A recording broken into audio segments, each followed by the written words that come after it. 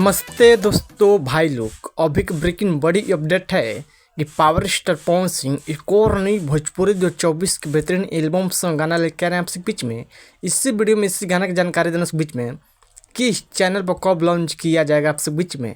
उससे पहले बता दें, जो भाई लोग चैनल सब्सक्राइब नहीं किए हैं तो प्लीज़ भाई लोग चैनल सब्सक्राइब कर लीजिए। सबसे पहले ऐसा भोजपुरी ब्रेकिंग लेटेस्ट अपडेट जानकारी जानने के लिए शुरू से अंत तक इस वीडियो में बनाएगा आपसे बीच में चैनल पर जानकारी मिल जाए करेगा।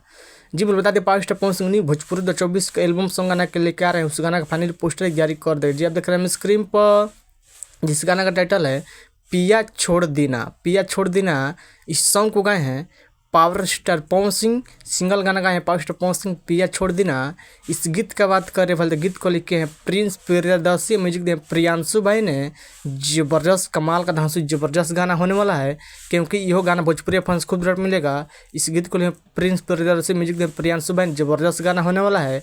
और बता दें कि जिस गाना का टाइटल है पिया छोड़ देना, इस गाना का अभी तक रिलीज टाइम आपसे कुछ में नहीं आया है। बाकी मेरा जहाँ से उम्मीद है, इस गाना के पिया छोड़ देना बहुत जल्द लॉन्च किया जाएगा। टी सीरीज भोजपुरी हमारे यूट्यूब चैनल देखने सुनने को मिलेगा 2 से 3 दिन में। आप लोग तैयार रहेगा, जितने पावर स्टार पवन सिंह का फैंस चैनल फैंस है, आप लोग तैयार है, बहुत जल्द देखने सुनने को मिलेगा टी सीरीज भोजपुरी हमारे यूट्यूब चैनल पर पिया छोड़ देना।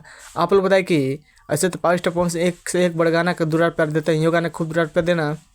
जबरदस्त एल्बम से गाना होने वाला पिया छोड़ देना बहुत जल्द लॉन्च किया जाएगा टी सीरीज भोजपुरी हमारे यूट्यूब चैनल। इस वीडियो में देखने को मिलेगा पिया छोड़ देना पावर स्टार पवन सिंह और साथ में आस्था सिंह वीडियो सॉन्ग देखने को मिलेगा। जबरदस्त कमाल का धांसू गाना को शूट किया गया है, जितनी तारीफ होना कम है, जबरदस्त गाना होने वाला है।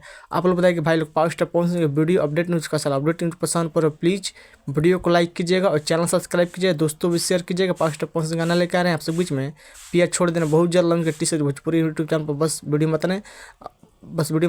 जय हिंद, जय भोजपुरी से धन्यवाद। दबा के वीडियो को शेयर कीजिए, बहुत जल्द आप सभी अपडेट लेकर हाजिर रहते हैं।